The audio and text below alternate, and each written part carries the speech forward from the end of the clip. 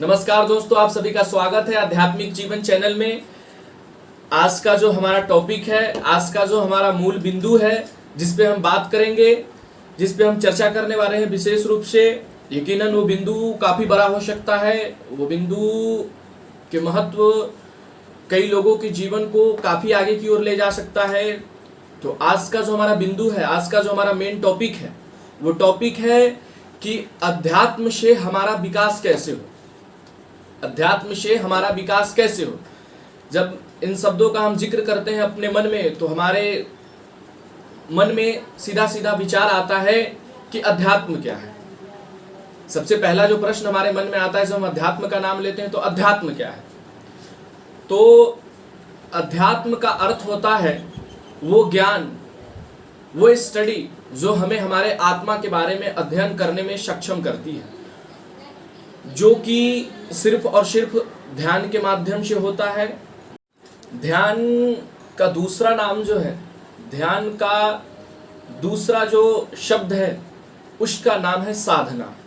और साधना से जो तात्पर्य है, साधना शब्द से जो हमारे दिमाग में आने वाली चीज है, उसका अर्थ होता है कि हम स्वयं को साधें। दुनिया के जितने भी महान विचारक हुए हैं, दुनिया के जितने भी महान संत हुए हैं, दुनिया के जितने महान फिलोसफर हुए हैं, दुनिया के जितने महान दार्शनिक हुए हैं, उन सब ने सर्वप्रथम स्वयं को साधा है।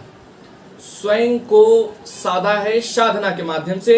कई तरह के साधना हो सकते हैं, कई तरह के मेडिटेशन हो सकते हैं, कई तरह के ध्यान हो सकते हैं। रास्ता चाहे कितना भी अलग हो, आप किसी भी रास्ते से पहुंच सकते हैं, लेकिन ख्याल रखिएगा कि वो रास्ता भटकाव ना हो। वो रास्ता ऐसा ना हो जिससे आपके साथ साथ आपके समाज, आपके परिवार और आपको इससे किसी भी तरह की हानि का सामना करना पड़े। तो मैं सनातन को फॉलो करता हूं, तो इस माध्यम से मैं सनातन के सबसे बड़े मंत्र, सनातन के सबसे बड़े ध्यान वेद माता गायत्री है। वो गायत्री के करने से, वो गायत्री के प्रभाव इतने प्रभावशाली और इतने ताकतवर है कि हमें बाह्य क्षमताओं के साथ साथ आंतरिक रूप से इतनी मजबूती प्रदान करती है, और आंतरिक रूप से इस कदर और इतने ताकतवर अंदर से हमें आत्मबल को प्रदान करती है जितना हम सोच तक नहीं सकते हैं। गायत्री की चमत्कार आपको तब समझ में आएगी, गायत्री के चमत्कार से आप तब रूबरू होंगे, गायत्री के चमत्कार आपके मस्तिष्क पर तब हावी होंगे, गायत्री की चमत्कार आपके हृदय में तब समाहित होंगे जब उसके आप साधना करेंगे।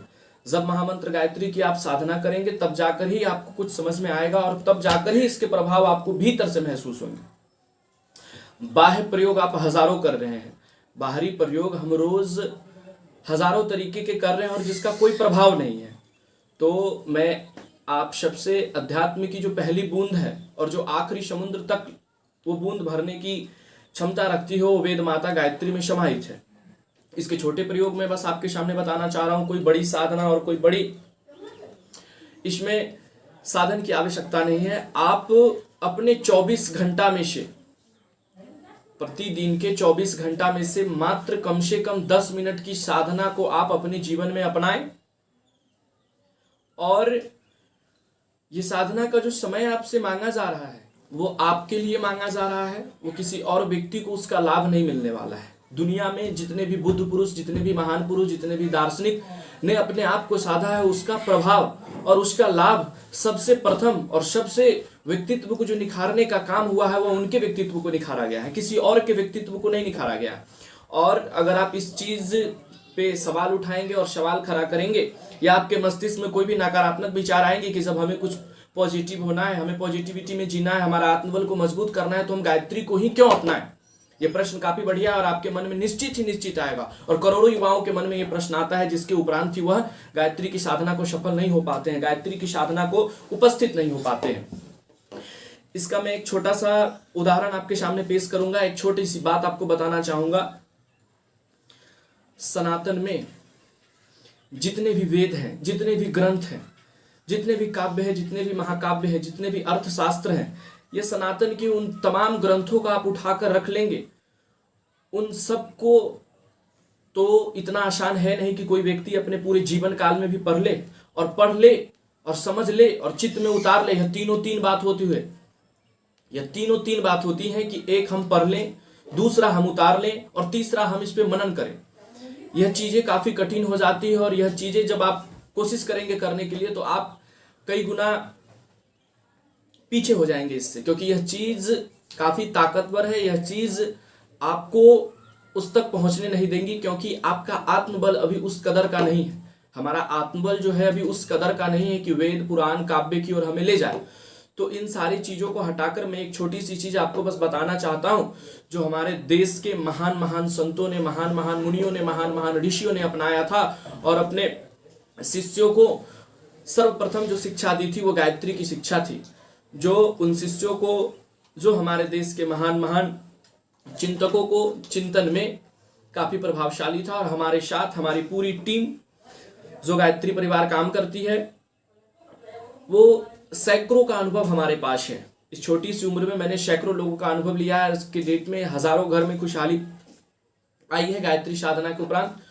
तो इसके जितने भी प्रभाव या इसके जितने भी गुण मैं आपके सामने गा रहा हूं, ये एक बात हो जाएगी, ये निष्फल हो जाएगी। तब तक निष्फल हो जाएगी, तब तक आपके लिए कारगर नहीं होगी, जब तक आप इसको अपने जीवन में अपनाएंगे नहीं। कोई भी चीज सुन लेना कान की बात है और करना हमारी बात है, और करने का जो फल है वो हमें भीतर से मिलता है। ये तीन बात हो जाती है। तो ये सारे प्रभाव आपको तब पता चलेंगे, ये सारे चीजों से आप रूबरू तब होंगे जब आप साधना करेंगे। और 10 मिनट का साधना मात्र आपको स्टार्टिंग पीरियड से करना है, इसलिए करना है, आपके लिए करना है, और किसी को इससे कोई लाभ होने वाला नहीं। इससे पूरा का पूरा जो विकास है, इससे पूरा का पूरा जो फायदा है वह आपको, आपके व्यक्तित्व को होने वाला है, आपके अंतर्मन को होने वाला है। और जैसे ही इन चीजों को आप अपनाएंगे, 10 मिनट की गायत्री की साधना को अपने जीवन में अपनाएंगे, फिर आपको स्वतः एक भीतर से एक प्रेरणा अपने आप स्वतः आने लगेगी कि आपके जीवन की उद्देश्य क्या होनी चाहिए, आप जिस रास्ते पे हैं वो रास्ता आपके लिए सही है या नहीं है। ये सारी चीजें प्रचुर मात्रा में पाई जाती है गायत्री में। खैर, इसका हम ज्यादा गुणगान इसलिए नहीं करना चाहेंगे क्योंकि बारिश की बूंदे तभी किसी को एहसास होती है, ठंड लगती है, जब वो भींगा रहता है। अभी आप भींगे नहीं है, मैं इसका 1000 गुणगान आपके सामने गा दूं, फिर भी आप पे कोई प्रभाव नहीं पड़ने वाला। इसलिए आपसे बस इतना कहना चाहता हूं कि आप 10 मिनट के लिए इसको अपने जीवन में अपनाएं, और जीवन में अपनाते इसका प्रभाव क्या होने वाला है वो आपको पता चलने लगेगा। इसको समझने के लिए एक छोटी सी बात आपके सामने बताना चाहता हूं। हम में से हर एक मनुष्य, हर एक प्राणियों का जीवन असंख्य चीजों, असंख्य ऊर्जाओं से भरा हुआ है, असंख्य चीजों के लिए बना हुआ है।